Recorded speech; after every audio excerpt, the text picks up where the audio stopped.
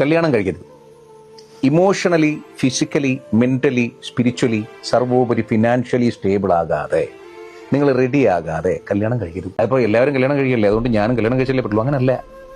എനിക്കൊരു കൂട്ട് വേണം, എത്രയും പെട്ടെന്ന് എനിക്കൊരു കൂട്ട് വേണം, എനിക്കൊരു കൂട്ട് കിട്ടിയേ പറ്റൂ എന്നതിലും കല്യാണം കഴിച്ചുകൂടാ.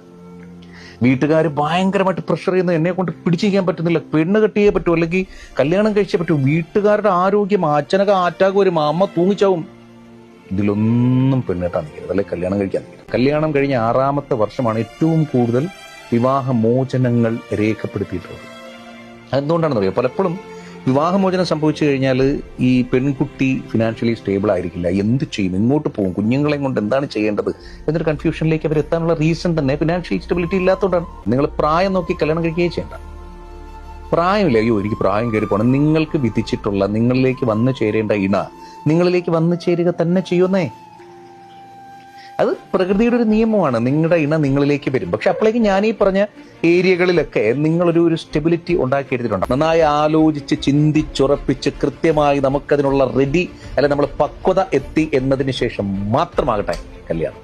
കാരണം ഈ ഒരു വിവാഹബന്ധം ഉണ്ടായാൽ അത് പിരിഞ്ഞു പോയിക്കൂടല്ലോ.